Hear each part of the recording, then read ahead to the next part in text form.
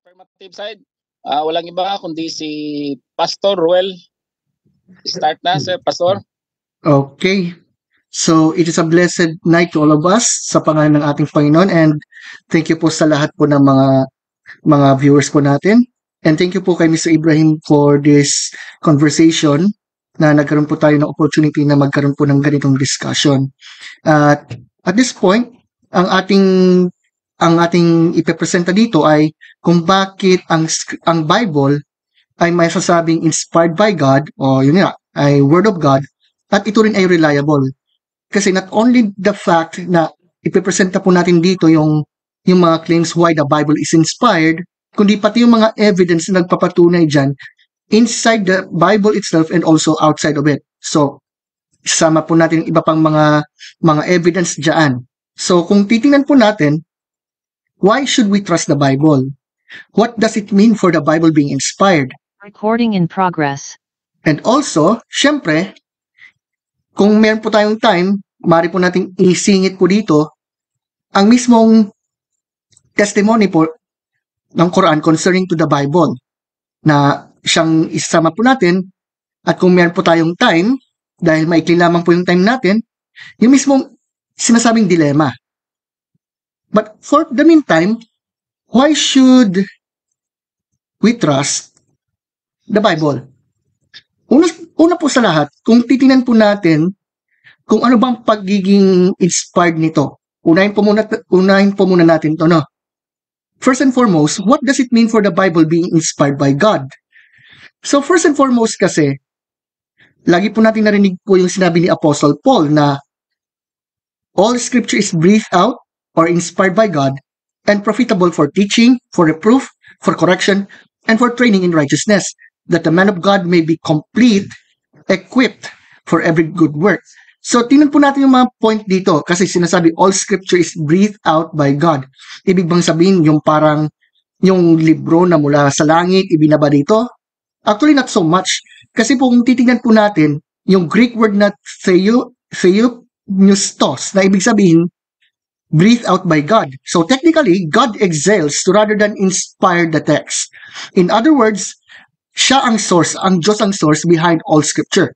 Pangalawa, notice that God inspires scripture, not the authors themselves.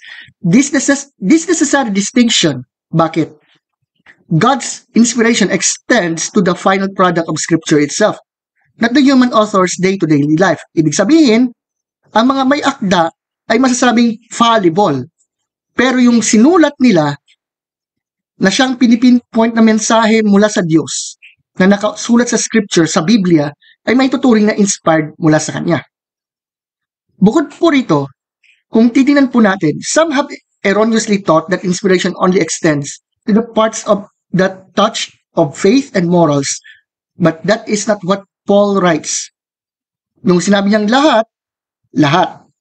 So kung titingnan natin, biblical authors affirm inspiration.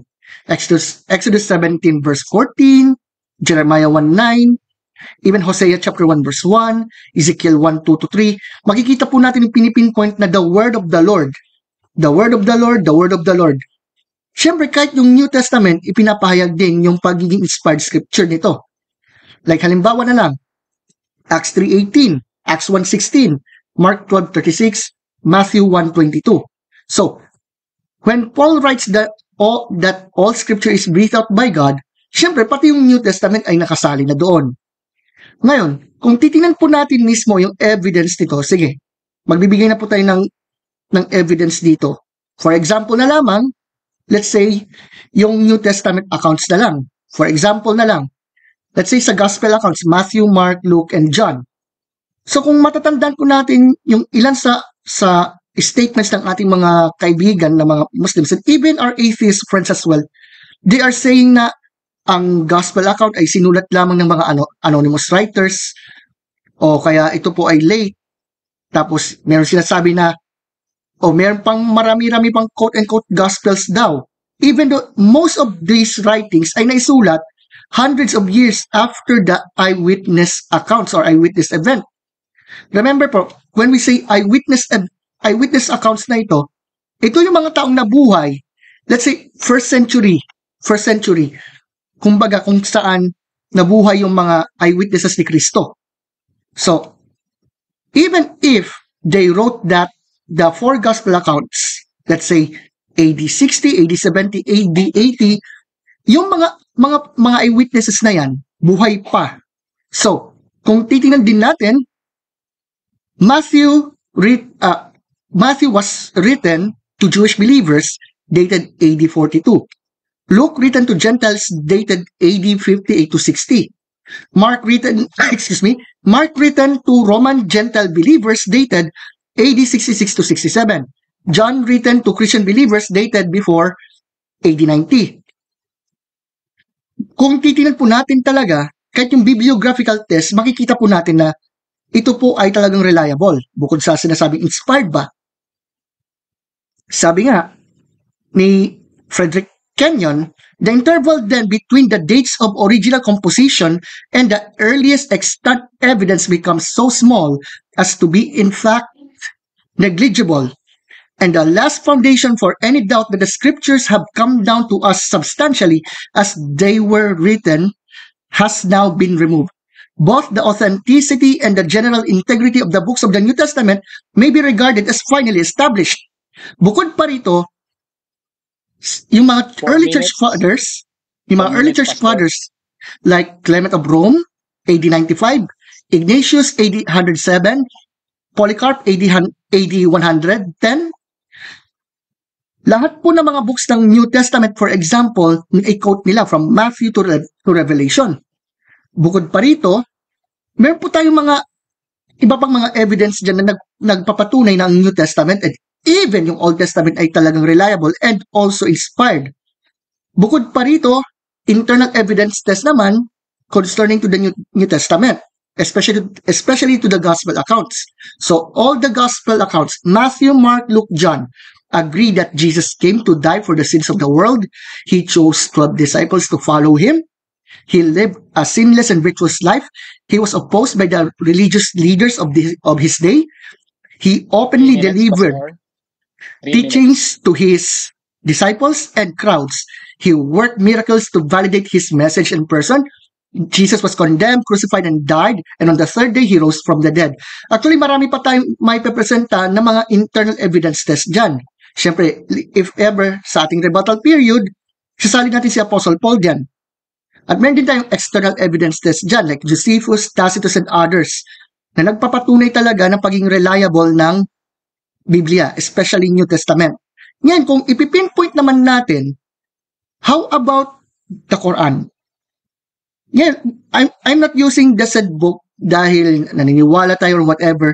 Kumbaga, pinipinpoint lamang sa atin dahil laging sinasabi na ang Bible daw ay masasabing hindi na raw inspired, ganito, ganyan. Pero, take note, ang mga New Testament accounts at even the Bible as a whole, andyan na yan before the time of Muhammad as well. Kaya kung titingnan po natin, for example, like Surah chapter 5 verse 47 na sinasabi, let the people of the gospel judge by what Allah has revealed therein. And whoever does not judge by what Allah has revealed, then it is those who are the defiantly disobedient. Hindi naman po sinabing Quran lamang po ito. And take note, let's say na ito po ay naisulat ko sa panahon ni Muhammad, for example. Ito pong tinatawag na gospel na yan ay bukod sa, syempre, alam naman po natin na ang gospel ay original meaning good news, so to speak. But in the context of historical records, especially to the records concerning to manuscripts and others, pinipinpoint dito na yung gospel na tinutukoy ay yung mismong New Testament na ginamit mismo nung panahon na yon. Ngayon, kung ipipinpoint pa yung iba pa, like for example, about yung about sa issue ng translation or whatever, may di-discuss naman po yun later on. But for the meantime, kung titingnan po natin talaga, even the Quran as well pointed out na yung scripture na hawak ng mga Hudyo at Kristiyano noong panahon yun ay parehong-pareho sa Biblia na meron tayo ngayon. So, kung titingnan po natin, kahit anuman mga evidence dyan na makikita po natin, we have good reasons to believe that the Bible is God's Word and is also reliable. Later, sa mga questions na yan, ipipinpoint yung tungkol sa kung ano man mga objections. But anyway, may pipinpoint naman natin ito. So, that's all for now. Maraming salamat. Okay. Maraming salamat po, Pastor Roel. May 15 seconds na tira. So, magandang kasi natapos mo hindi pa ang 10 minutes. So, ngayon, sa question and answer muna tayo. Sige, oras tayo muna, Ustads Ibrahim. Okay, sige.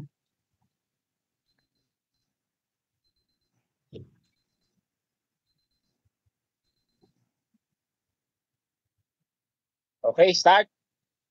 Unang tanong ko, Pastor Roel, sinabi mo how many times you repeated the New Testament. You are focusing on the New Testament more of the time.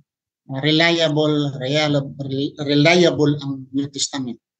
Saan po mabasa na ang New Testament ay reliable?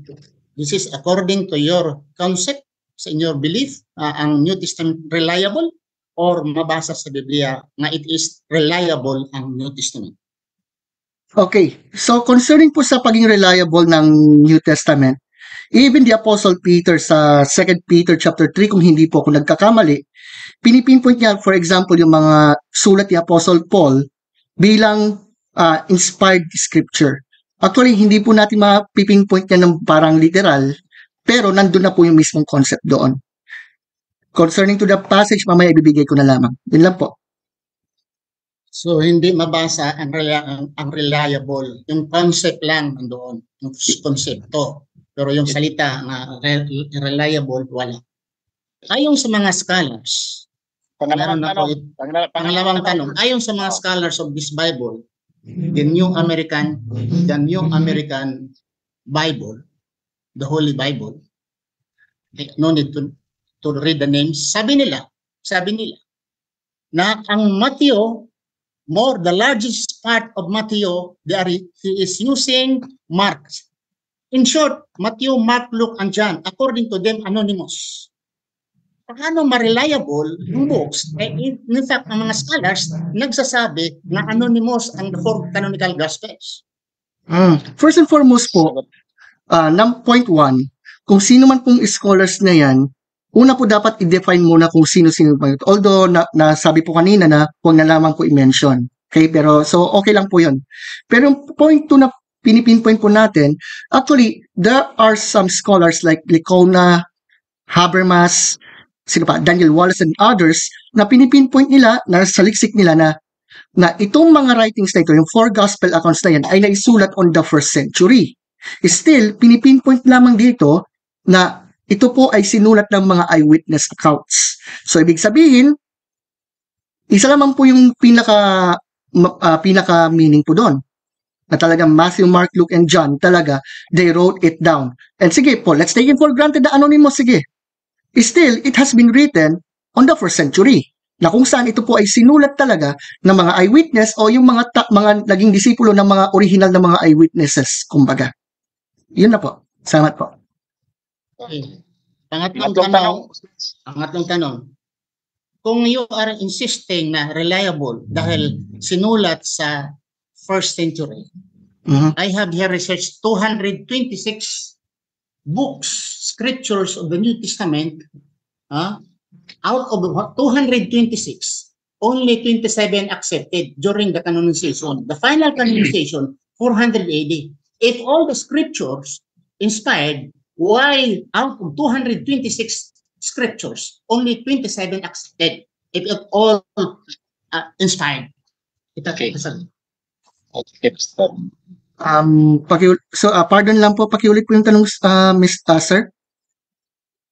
Sabi mo kanina, written by the 1st century, ang mga aklat, so reliable. You are talking maybe the New Testament, the 27 books.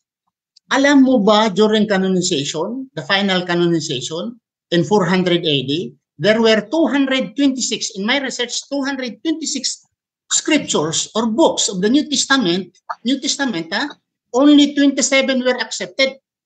If all reliable, bakit na-reject ang almost 200 books of the New Testament? Bakit 27 lang ang tinanggap? Okay, sagot. Okay. kung ang tinutukoy po na so-called 200 books na yan ay mga Gnostic Gospels na yan, actually may isang reason kung bakit po na-reject. Ito po ay hindi po sinulat ng mga original eyewitnesses like Matthew, like John, like Mark, and the rest of them. Kumbaga, kung tinutukoy dito ay ang mga gospel writings like yung quote-unquote Gospel of Peter, Gospel of Judas, Gospel of Thomas, or whatever, actually kahit yung mga, kasi nabanggit lamang po yung mga scholars po kanina, they presented the fact na yung mga Gnostic Gospels po na tinutukoy ay mga forgeries, written hundreds of years after the event. They were certainly not written by the people whose names are associated with them. And then, they were certainly not written by eyewitness either. So kung tungkol naman sa canonization, bakit 4th century? Kasi yung mga Christians po noong time na yun, from 1st to 3rd century, ay may tuturing na persecuted minority. Kaya hindi po... 10 seconds na lang. Okay, sige, yun lang naman po yung aking may sasagot po dyan. So yun na po yun. Salamat po. Sa akin, Pastor, sabi mo agnostic, sinabi dito, sabi nila, ginagamit sa Christian, 1st, 2nd Clement, Didache, the Shepherd of Hermas, all are used before the final canonization by the Christians. Ginamit ito sa mga Kristiyano, and then why you are branding them, ay ito agnostic or sino pa dyan, sinabi, mga aklat ito ng mga Kristiyano na ginagamit ng mga Kristiyano early century o prior to 400 AD. Ang apat na tanong, Stads. Okay. Ang apat na tanong. Okay. Yung pang-apat na yun. Concerning... Pang-apat na yun. Okay, sorry for that. So, okay na po? Okay.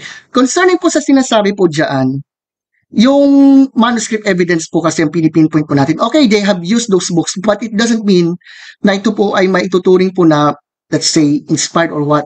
Kasi po, ang pinipinpoint po natin dito, yung manuscript evidence din.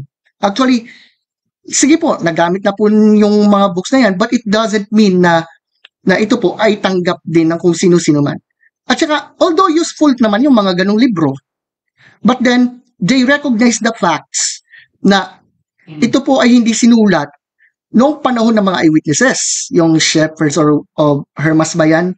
But more than that, maybe I will go on to review that. But again, it doesn't even prove na hindi po reliable ang 27 books ng New Testament. Kasi kung isasama po natin pati yung manuscripts nito na naisulat from 1st to 3rd century,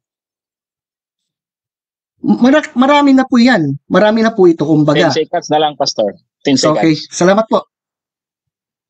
Sabi mo kanina yung nabanggit kong mga pangalan sa libro, sabi mo hindi inspired. Hindi inspired. Panglima na ito.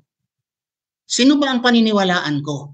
Itong mga scholars dito, ang dami-dami nito, kaya mga scholars dito, nagsabi sila dito, I will quote, the canon were consolidated books longer and they are inspired at different times by some. Inspired, sinabi dito sa mga scholars. And you are saying, hindi inspired. Sinong paniniwalaan ko? Yung different scholars dito o kayo po, Pastor? Actually po, concerning po sa kung sino yung paniniwalaan, actually, evidence po ang pinipinpoint po natin. Evidence. At saka kung sino man pong scholars po itong mga yun, then fine. But here's the problem. Hindi po, dahil ba sa sinasabi po ng mga scholars na yun, ibig sabihin totoo.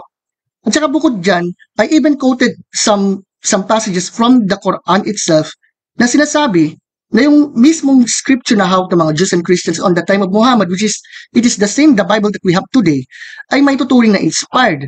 So if I will use the same analogy, sino bang paniniwalaan ko, so to speak? Ito bang mga sinasabing scholars ba na ba ito? O yung mismong patutuo ng holy book ng ating ng mga Muslim friends natin? For the meantime, still, it even pointed out the fact na itong New Testament accounts, even the Bible as a whole, ay masasabi po natin inspired and also reliable. Well then, yun lamang po ang aking masasabi. Thank you po. And then thank you po, sir, for that. Maraming salamat po, Pastor. Ngayon, umpisahan natin. Si Ustad Ibrahim na naman. 10 minutes magsalita. Ustad, start. Alhamdulillah. رب اشرح لي صدري ويسر لي امري واحلل عقدة من لساني يفقهوا قولي. Assalamu alaikum warahmatullahi wabarakatuh. Si Pastor, patawarin niyo ko Pastor, na I have to correct in my speech yung sabi mo agnostic. Agad, yung pinapresent kong 226, nilansa mo, generalize as agnostic without knowing those books. Okay? At sabi mo naman, they were inspired, they are not inspired. All those, the scholars mentioned inspired, and you said they are not inspired. Okay? I don't believe if you are a scholar or not. Pero I don't believe that you are a Bible scholar. You are saying that those books are agnostic, yet you did not name those books. And I named those books here, mayroon rin doon natitira, according to the scholars, inspired. Sabi mo, hindi inspired. Para sa akin, masyadong suntok sa buwan yung paniniwalaan ang sa iyo, rejected lamang ang salita ng mga scholars. Ganito, kung ang Biblia ay inspired, daming mga contradiction. Daming mga contradiction. Kung isa-isahin natin yung contradiction, sabi dito, nga ang Diyos daw, God will never tempt. Saan mabasa? Genesis 22 verse 1, nga these things that God did tempt Abraham and said unto Abraham, and he said, behold, here am I. Sabi daw, God, sabi, nga hindi daw mag-tempt ang Panginoon. James chapter 1 verse 13, never tempt anyone. God will never tempt anyone. Okay? But, ang nangyari, ang anak pa niya, Jesus Christ was brought by the Holy Spirit, by God, into the wilderness to be tempted. Kung ang Diyos ay hindi magtintal, hindi mag-tempt, hindi tutukso, yung anak niya mismo, dinala sa Matthew chapter 4, dinala doon para tuksuin ni Satanas, to be tempted by Satan. Natukso man siya o wala, but God is saying, will never tempt. But why He tempted? Ang Diyos, ang daming mga contradiction, mga for adult story, pornographic stories. Pornographic stories. Example, si Lot. Niyugyug ni Lot ang sarili niyang anak. Basahin mo sa Genesis chapter 19, niyugyug niya ang sarili niyang anak.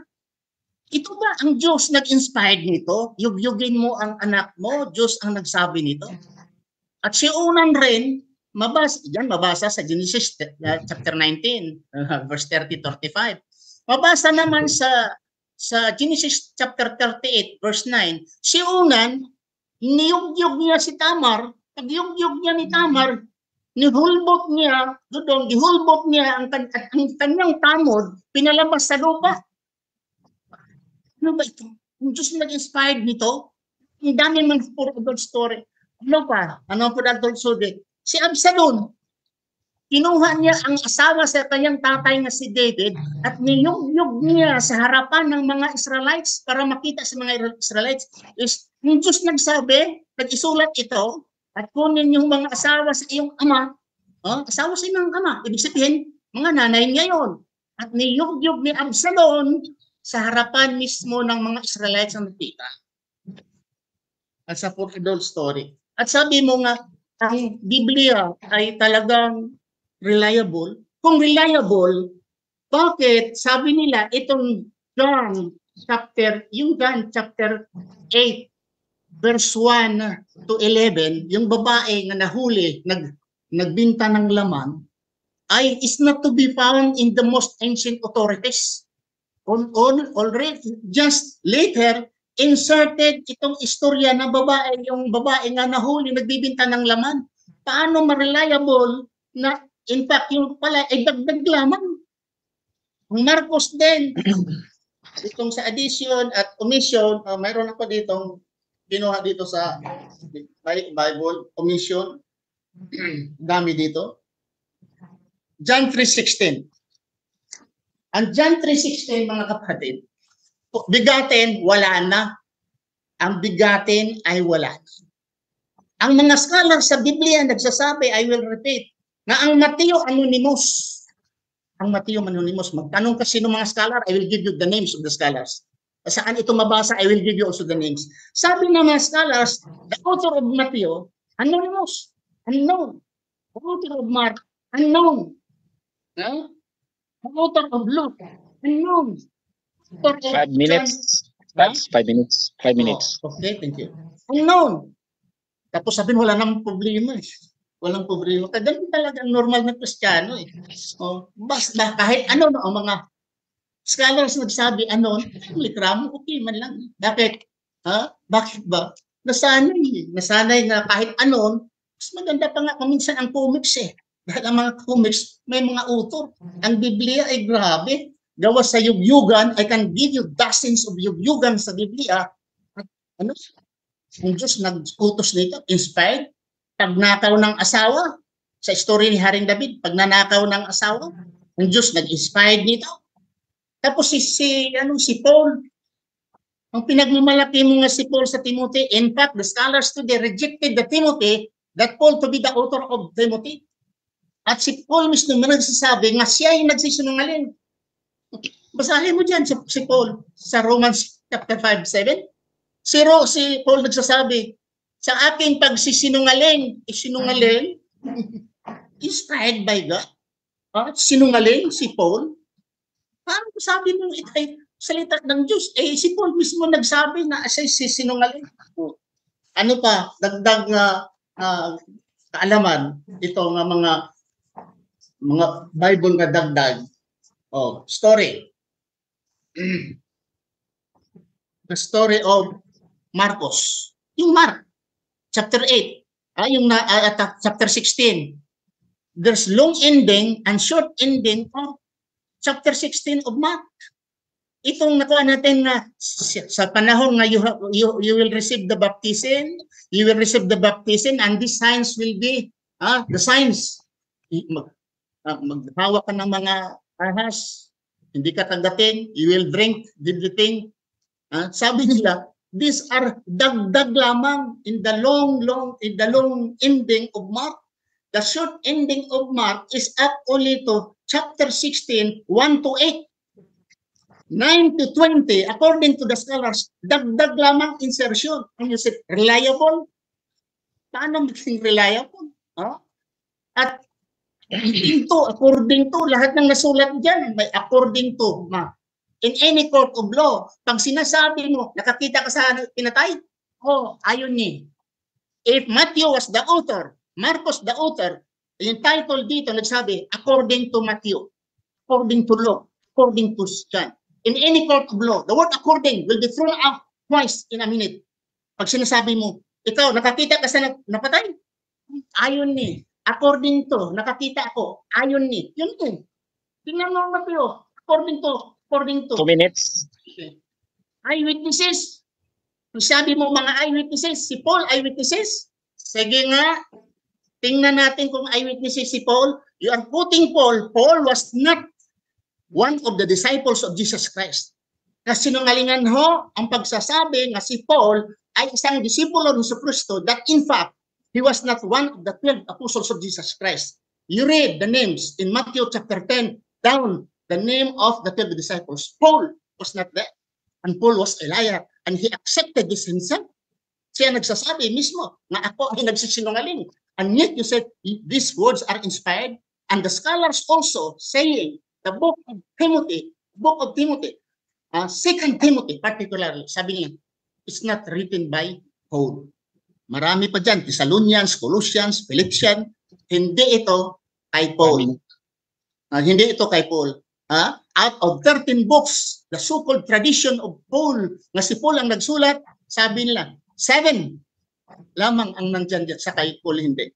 So sa pagsabi nga, reliable, paano ma-reliable ang mga libro nga di hindi alam ang mga utos? According to. At mismo ang mga scholars of the Bible, I have this Bible, silang nagsasabi, Matthew, Mark, Luke, and John were anonymous.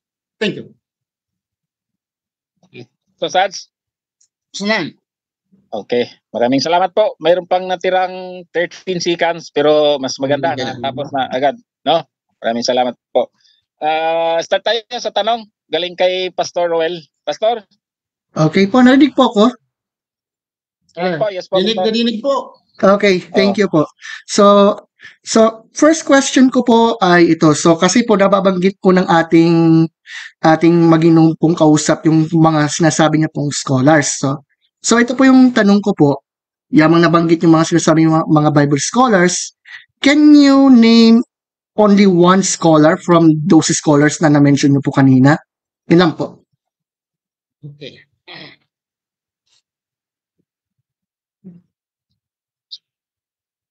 Start. Okay. Sino dito? Sa mga scholar dito, ang nabanggit, si Stephen Hart Degen, James Cardinal Washington, Reverend Daniel Pilachi. Dami dito. Ang banggitin is about, I think, 50 scholars ditong nagsasabi dito. And finally, mayroon ditong si John Cardinal Hinan. Itong libro na ito is copyright 1987 by Thomas Nelson Incorporated. At dagdag pa dyan, si Dr. William Wood nagsasabi na the Pentateuch not authored, majority authored by Moses. Meaning minority is not authored by Moses. Nandiyan din si Dr. William Wood. Okay. Time now, Sarge. Okay. O, pangalawang tanong ni Pastor. Okay po. So next question po ay ito. Then nabanggit po yung sinasabi po na quote-unquote contradictions sa mga gospel, sa Bible especially. For example na ng New Testament. So ito po yung tanong ko. Can you define the word contradiction? Yun lang po. Ang ibig sabihin ng contradiction, mga sentences, mga salita nga nagbanggaan, nagkontra. For example, para malalaman, Mateo sabi na, Ili, lama sa baktani, yung namatay ng si Jesucristo. Sa Marcos, Eloy, lama sa baktani, si Jesucristo, ilunggo. Tapos sa isa naman, sa Marcos, sa Lucas naman, my Father, I command my spirit. At sa John naman, sinabi John, it is finished. Patay siya. Nagbanggaan ho. Saan ba talaga ang tunay na salita ni Jesucristo the last minute? Eloy, Father, it is finished. Okay. The last words, appearance of Jesus Christ. Pastor, pangatlong tanong. Okay po. So ang next question po ay ito. Nabanggit po yung sinasabi niya ng mga quote-unquote karumal-dumal or whatsoever na mga stories from the Bible. Yun na, nabanggit po si Luke tuloy yung Lot or Absalom and the rest of them. Ito po yung tanong ko.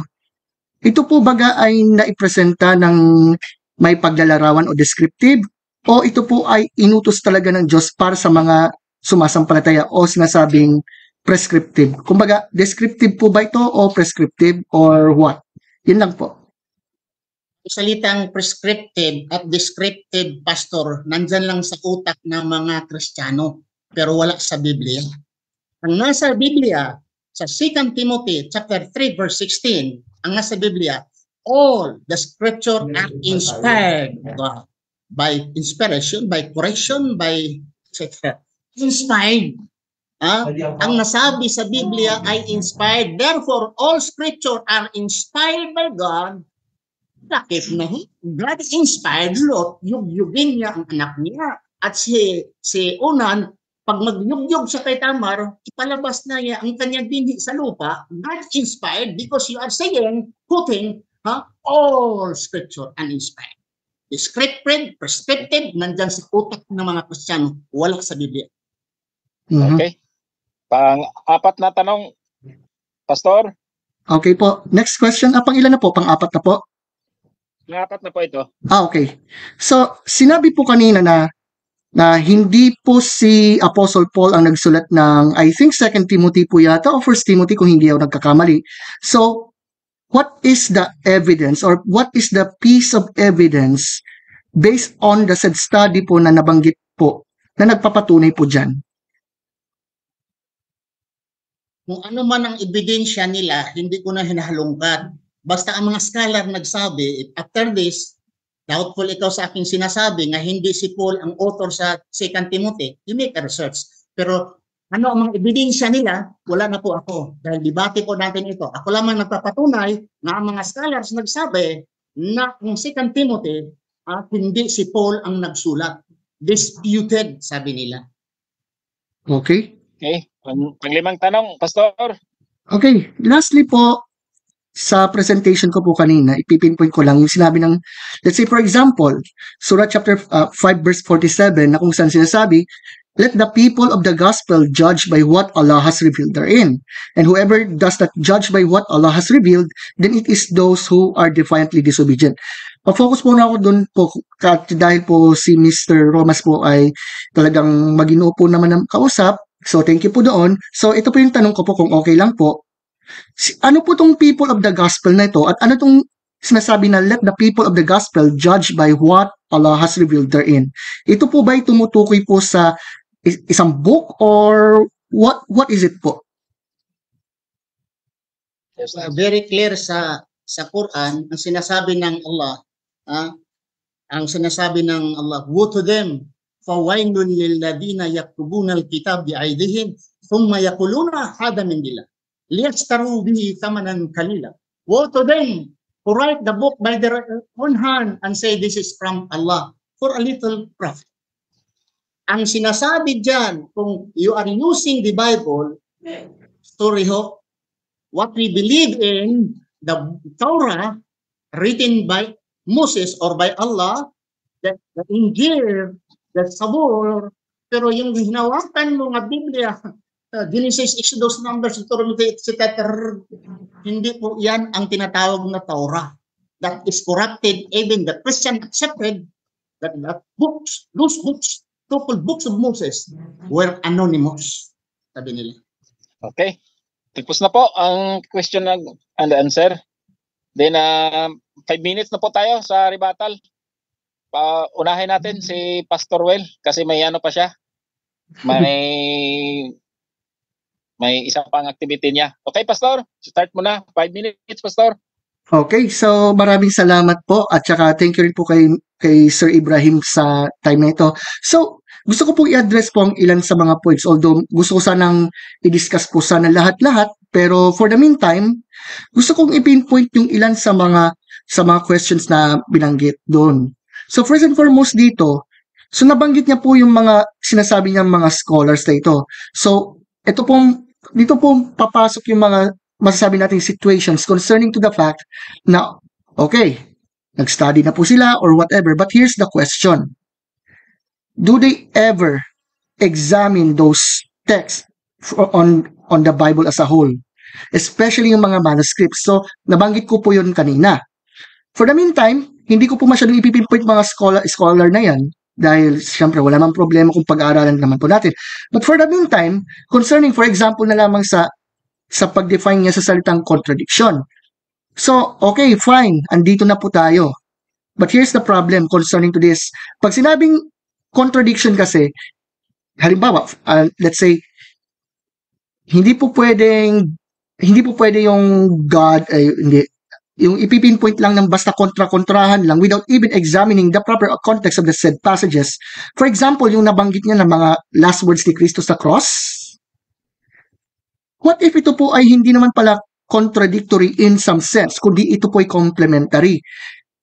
Example po natin yung barkong Titanic. Kumbaga, ito po ay example lang. Okay? Sabi ng mga nasa malalayo, buong barko ang lumubog. Pero sabi ng medyo malapit-lapit, nahati muna sa gitna yung naturang barko, then lumubog. So kung gagamitin po natin yung naturang point na sinasabi po ng ating mga kausap na kontrahan to like for example yung sa last words ni Christ and the rest of it. So ibig bang sabihin, kung tingnan natin in real life, ibig sabihin, yung mga events na nangyayari na mayroong mga different eyewitnesses doon, nagkukontrahan? O baka ito po ay tinatawag ding complementary? Kasi mahalaga po talaga yan. When it comes on examining the evidence, especially kung eyewitness accounts yan, so to speak. Also, nabanggit po ng ating kausap po ngayon, yung tungkol kay Apostle Paul, na sinasabi na hindi po raw siya ang nagsulat, ng 1st and 2nd Timothy. And I even ask him kung sino ba tong mga scholar na to. Kaso, sabagay, sabi naman, problema nyo na yan. So, okay, fine. Pero ito po, kung gagamitin po natin yon sa mismong holy book nila, which is, it has been written after the time of Muhammad. How about Uthman? How about Zayd ibn Thabit and the rest of them? Pero sabagay, hindi mo naman po natin topic yung is the Quran or whatever. Kumbaga, analogy lamang yan. Kumbaga, concerning naman sa Mark 16, okay, sige po. Opo, sige, taken for granted na wala yung sinasabi na verses 7 to 20. Pero, naka-record pa rin doon yung tungkol po sa muling pagkabuhay pa rin ng Panginoong Jesus na konektado din sa Matthew, Luke, and John as well. And concerning doon sa sinasabi niya ng mga quote-unquote porno contents sa Biblia, like about let's say, Ezekiel 26 yata yon, or yung about sa situation concerning Lot, actually, ang Biblia kasi brutally honest kasi pagdating sa pagpresenta ng kasalanan na ginawa ng mga tao noon at kung ano yung naging bunga. Actually, kaya masasabi natin katiwa-tiwala o reliable to dahil talagang nagsasalita ito ng totoo na we are depraved, we are sinful in nature, we are nothing, kumbaga. 1 minute. That's why, and at the end of the day, we need Savior. And lastly, gusto ko pong i-address yung sinasabi na agnostic. I did not say agnostic. I said Gnostic writings. Gnostic writings. Ulitin ko po, kung tinutukoy po ng ating maginoong pong kausap ay yung more than 200 so-called writings na yan, hindi po ito naisulat talaga ng mga actual na eyewitness ng 1st century. So, therefore, as I have seen there, I did not see any debunking po talagang nangyari. But for the meantime, thank you pa rin po dun po sa mga questions po kanina, and thank you rin po dito sa presentation ito. For the meantime, hindi pa rin po na-pinpoint na o na-debunk man lamang yung presentation na ito, that the Bible is truly inspired and even reliable. Hindi ko pa po nababanggit yung historical facts dyan at saka manuscript evidence. But anyway, yun lamang po. Thank you po. Okay. Insecto. Ang time, 5 minutes. Okay. So that's Ibrahim, it's your turn. Magsalita ako o magtanong? Hindi, wala namang tanong. Sinabi, ang agreement ninyo, walang tanong. Sige. Deliberation lang. So, after this, mayroon pang, kasi ang affirmative, usually ang affirmative, pang last siya. May conclusion pa po, di ba? May conclusion pa po, di ba? May conclusion pa, di ba? Opo. May conclusion. Yes, ito, rebuttal lang ito. Rebuttal. Okay. Thank you po. Sige po, kayo na po. Okay. Maraming salamat po, Pastor Ruel. Ang sinasabi mo nga, brutally, totoo kasi ang Biblia. Brutally, ang Biblia ay talagang nagsasabi sa katotohanan. Palagay ko, hindi po kayo nagbabasa ng story of Lot. Ang story ni Lot, bakit yung mga anak, 2 babae, ang pinilit nila, ginahasa nila ang tatay nila, nilasing nila ang tatay nila, dahil according to them, there are no men on earth to marry us. So you will agree na totoo yun? You agree na sila ay nagsabi ng totoo? Dahil sabi ka, brutally totoo kasi ang nasulat. Kasi kung nasulat dyan, kasi totoo paanong totoo? Na si Abraham, pamangkin niya si Lot. At sabi nga ni Abraham, Lot, kung magpili ka sa kanan, ako sa kaliwa. Kung dito ka sa kaliwa, ako sa kanan. And Lot, he chooses Sodom and Gomorrah because of the greenish pasture. Okay? Di iniwanan ni Lot si Abraham at sinunog Sodom and Gomorrah, then nandoon sila sa kuweba at pinainom ang tatay at niyari ang tatay, nirape, ginahasa ang tatay. Bakit ginasa? Without the consent. Nilasing nila ang tatay. Dahil ayon sa kanila, wala nang tao sa mundo. Ang sabi mo, totoo yan? Kulang yung kailangan mo sa pagbabasa. So, another thing, kung dito tayo sa Biblia, na reliable, paano maging reliable? na after the creation of God, God repented that He had made man on earth and it grieved His heart. Ang Panginoon ay grieved His heart at ang Diyos ay nagalit at sinabi niya, patayin ko lahat ang tao. Chapter 6, verse 6 and 7, sa galit ng Diyos, papatayin niya lahat ng tao, papatayin niya mga hayop. Naku naman, as incredible, how come reliable God didn't know in advance that Adam and Eve will commit sin? Oh, another thing. Kung si Matthew are reliable, why he copied all the scholars today, except sa akong opponent maybe, all the scholars today, saying Matthew using the book of Mark. Majority of the writings of Mark used by Matthew. If really Matthew was the eyewitness during the incident, eyewitness, bakit nagkopya siya si Mark? Nga si Mark was not the disciple of Jesus Christ, not among the 12 disciples. Si Marcos, hindi siya among the 12 disciples. Si Mateo, yes. Si John, maybe. Pero si Lucas, si Marcos, they were not disciples of Jesus Christ. No? And if you are saying that Mateo ay siya ay isang eyewitness, hindi siya mangopya kay Marcos. Ang the word according to, no need. Scholars, kailangan mo pang scholars. Ang Mateo, according to Matthew, according to Mark, according to Luke, according to John. Is this book according, written by themselves? Hindi na kailangan ng scholars. The word according, I said, according the word according cannot be accepted in any court of law according to. Yet, ito ang batayan sa inyong kaligtasan, mga Kristiyano. Hindi.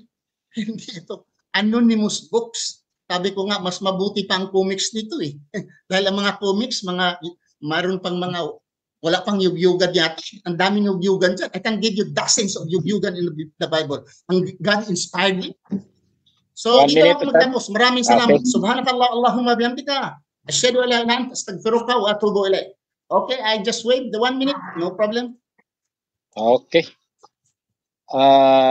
Conclusion na po tayo. So sa conclusion, ako ang una. Normally, ang affirmative siya ang last to. Okay. Sige. Okay. I-follow natin yan. 3 minutes. Sige.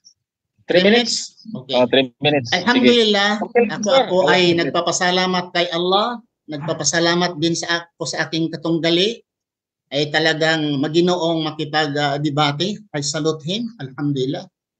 Respectful po siya. Hindi po kagaya ng iba na talagang nakakuha na po ng mga magdebate na walang alam sa rules, kunwari na maalam pero wala talaga. Out of topic. Pero at least, alhamdulillah, itong maginoo kong si Pastor Ruel Andres, magpasalamat ako, alhamdulillah. Baka hindi lang ito ang ating una at katapusan, baka mayroon kang susunod whatsoever, inshallah. At yung binanggit mo about the Quran, verses in the Quran, hindi na lang ako nagkuhan dahil hindi naman Quran ang ating discussion. Okay? So, ito lang ho aking masasabi. Sa lahat pong nanonood mga kapatid, sa inyong mga comment, kalmado lang tayo, relax lang tayo sa inyong mga comment, respect our opponent as Muslim, inshallah. Ipakita natin na tayo ay totoong Muslim at sumusunod sa mga moral, modesty ng mga pananalita. Maraming salamat po sa lahat ng nanonood, Kristiyano man at Muslim. Subhanakallah, Allahumma bihamdika, asyhadu an la ilaha illa anta, astaghfiruka wa atubu ilayk. Assalamualaikum warahmatullahi wabarakatuh. Okay. Maraming salamat po, Ustaz Ibrahim. Pastor Ruel, 3 minutes for your conclusion.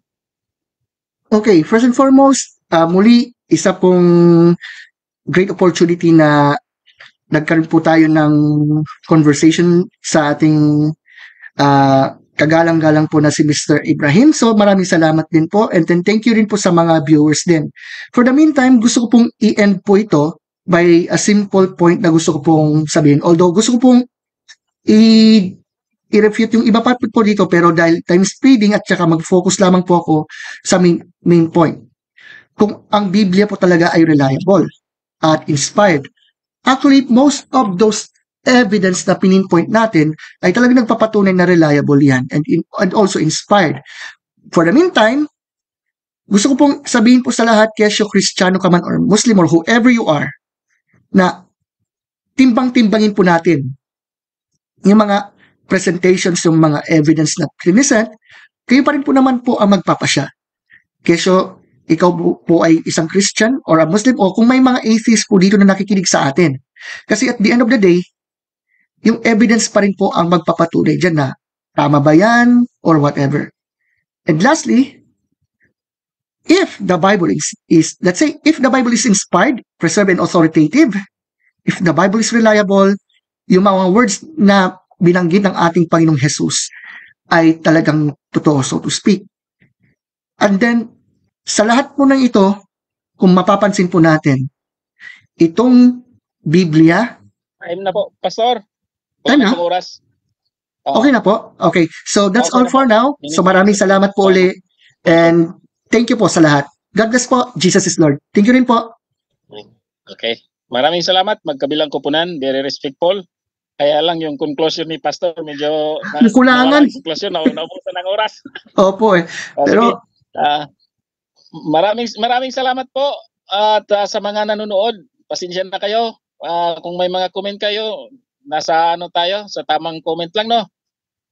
At saka kay Ustad Ibrahim, maraming salamat po sa pag-invite sa akin na magiging moderator at salamat din sa pag-agree ni Pastor Well na ako ang magiging moderator niyo. Sa sunod ulit, kung gusto niyo, handa pa rin ako pag-i-invite ninyo. Maraming salamat po.